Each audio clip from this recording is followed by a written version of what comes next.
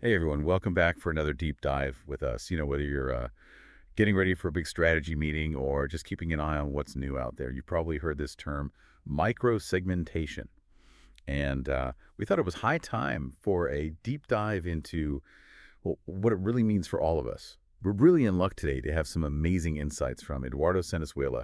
He's a total pro in business strategy and management, and he had some fascinating things to say on a recent radio show. We'll be looking at it for sure.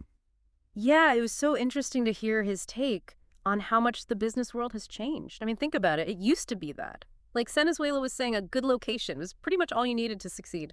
You know, Yeah. not much competition back then. He gave this example of how you could just open up shop and miss. People would come because they didn't have many other choices. But now Like it's I a said, whole just ballgame. no many options out there. Yeah. Information overload.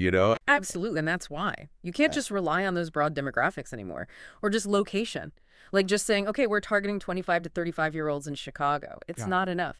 Venezuela really argues that we need to go deeper than that, to Okay. understand the psychology, the why behind people's choices. You know what he calls psychosegmentation, looking at buying habits, of course, but also values, even the emotions driving those purchases. Right. Moving away from this spray and pray approach of mass marketing and really zeroing in on understanding the individual, and data and algorithms play a huge role in that. Venezuela was pointing out. Think about how companies like Facebook and Google target us with these super specific ads. They're using our online behavior, our preferences, all this data to build these incredibly detailed profiles. Which leads us to this really interesting concept that Cerezuela talks about, the privacy paradox, that tension between wanting these deep insights about customers, but also this increasing focus on data privacy and regulations.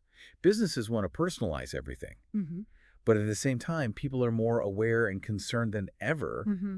about how their data is being used. Right. It's something we all deal with personally, too, don't you think? I mean, we all love those personalized recommendations, but then there's that little shiver of unease when you see an ad for something you were just talking about. Makes you wonder, how much is too much, you know? Exactly. And Venezuela's point is that businesses really need to walk this tightrope carefully, find ways to gather those insights, but also be transparent and respectful of customer privacy. He talks about focusing on quality data from customers who are willing to share, rather than just trying to get as much information as possible, even if it crosses ethical lines. Yeah, that's a key point for sure. And it leads right into what we're going to be digging into next, how microsegmentation can actually help with this challenge. It's really fascinating stuff. Yeah, I'm excited to hear more about that. After the break, we'll be back to explore how businesses are using micro-segmentation to get better results with less data, and how you can apply these ideas in your own work. Stick with us. It's really a fascinating challenge, isn't it? And Venezuela thinks that microsegmentation can really help by, really focusing on getting those deep insights from specific customer segments. Businesses can actually get better results with less data. It's all about quality over quantity. That makes a lot of sense when you think about it. Instead of trying to be everything to everyone, you're really honing in on a specific group, their needs, their desires. You're crafting your message, your product, even your whole approach to really resonate with that particular audience. Venezuela even suggested that this could be a game changer, especially for those small and medium-sized businesses who might not have the resources for those big mass marketing campaigns. He had a great example of this, a consultancy over in Morelos, Mexico. They were having trouble attracting clients, trying to cast a wide net, but their marketing wasn't really working. Right, they weren't connecting with anyone. Exactly. So they decided to really nail down their niche, figure out exactly what type of client they were best suited for. They really honed their messaging and focused on a specific geographic area through geotargeting, basically targeting their ads online to people in a certain radius. Oh, that's smart. And they saw a huge increase in traffic and conversions. That's a perfect example of how micro-segmentation can be so much more efficient than just trying to reach everyone. It's about being strategic. Right, and Venezuela really emphasized it's not just about location either. You can micro-segment based on all sorts of things, demographics, interests, online behavior, even where they are in their buying cycle. Like, are they just starting to research or are they ready to buy? It's about really understanding the nuances of your audience, their pain points, their motivations, and tailoring everything you do to that. Exactly, and it's not just a one-time thing. It's an ongoing process. As your business grows and your customer base changes, you need to keep refining your understanding of those micro segments. Venezuela had this great analogy about how it's like having a one-on-one conversation.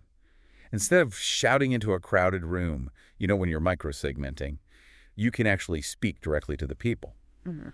who are most likely to be interested in what you have to offer. It's a much more personal approach, and it lets you build much stronger relationships with your customers. When they feel like you understand their needs, they're more likely to trust you, engage with your brand, and ultimately become loyal customers. So for our listeners who are thinking, okay, this all sounds great, but how do we actually do this? Where would you suggest they start? What are some practical steps to implement microsegmentation in their own businesses or careers? Well, the first thing is you really have to dig deep into your existing customer data. Who are your most valuable customers? What do they have in common? Demographics, interests, buying habits, that kind of thing. So you need to understand who you're already serving well to find more people like them. But what if you're a new business or you don't have a lot of customer data yet? That's where market research comes in. You need to define your ideal customer profile. Who are you trying to reach? What are their needs, their pain points, their goals, their aspirations? There are so many tools and resources out there. Online surveys, focus groups, even just looking at your competitors and seeing who they're targeting. So it's about gathering data from your current customers Mhm. and from your target market. But then what? How do you actually segment that data into meaningful groups? There are different approaches, of course, but a lot of people use a combination of demographic, behavioral, and psychographic factors. Demographics are things like age, gender, location, income. Behavioral data looks at things like purchase history, website activity, engagement with your marketing. And psychographics go even deeper. Values, beliefs, lifestyle, personality traits. That's a lot of information to process. Are there any tools or software that could help with this? Definitely, there are tons of customer relationship management systems, CRM systems, and marketing automation platforms that can help you collect, organize, and analyze that data. A lot of them even have built-in segmentation features, so you can create targeted lists based on specific criteria. That sounds really helpful. So once you've gathered and segmented all this data, what's the next step? How do you actually use it? That's where your marketing strategy comes in. You need to tailor your messaging, your content, your offers, your whole approach to each specific microsegment. Can you give us an example? Sure. Let's say you're a clothing retailer. You've got two main customer groups: young, fashion-conscious people who are really active on social media, and then older, more affluent customers who want high-quality, timeless pieces. So how would you approach them differently? Well, for the younger group, you'd probably focus on social media marketing, influencer collaborations, trendy, affordable pieces. You'd use language that resonates with them, and highlight things like sustainability and ethical sourcing. That makes sense. Yeah. What about the older group? For them, you might focus more on email, marketing, print advertising, showcase those high-quality classic pieces, emphasize the craftsmanship, durability, exclusivity, maybe even offer personalized styling services or exclusive events. That's a really great example Yeah. of how understanding your micro segments lets you create these really targeted campaigns. Exactly. It's all about speaking their language, meeting their needs, and giving them that personalized experience. So to wrap it all up, microsegmentation is about moving away from that one-size-fits-all approach and embracing a more targeted, personalized strategy. It's about really understanding your customers, using data to group them in meaningful ways, and then tailoring everything you do to meet their specific needs and desires. Yeah. It's like moving from a loudspeaker to a laser pointer, really focusing your efforts. And Cerezuela actually had this really interesting idea that I wanted to get your take on. Oh, you mean the customer of your customer concept? Exactly. It's like taking that customer-centric approach and expanding it even further. You're not just thinking about your immediate customer, but who they serve, what their needs are, and how understanding that whole chain can give you even deeper insights into your target audience. It's such a smart way to think about it, to really broaden your perspective and find those hidden opportunities. Cerezuela gave that example of the company that sells software to dentists. They realized that if they really understood the needs and challenges of the dental patients, the customer of their customer, they could develop features and marketing messages that would really resonate with dentists. It's like peeling back another layer of the onion, and it makes you realize everyone's part of this bigger ecosystem, and understanding how your product or service fits into that can be so valuable. Definitely. And it can even help you anticipate future trends, adapt your strategy. If you know what's happening downstream, you can start preparing for those changes before they even hit your immediate customers. That's a great point. So if we were to sum all this up, for our listeners, what are the most important things to remember about microsegmentation? I'd say first, really embrace that shift from mass marketing to a more targeted approach. The spray and pray days are over. You have to know your audience deeply and tailor your efforts to their needs and desires. Second, invest the time and resources into gathering and analyzing that customer data.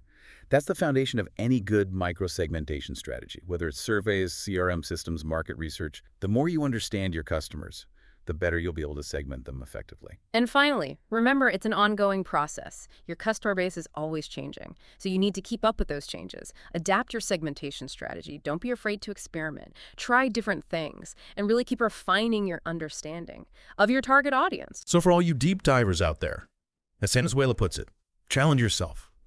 Think about that customer of your customer. You might be surprised by what you discover. And remember, the journey of understanding your customer, it never really ends. Thanks for joining us for this deep dive into micro-segmentation. We'd love to hear your thoughts. How are you using these ideas in your own business or career? Share your insights on social media. And keep the conversation going.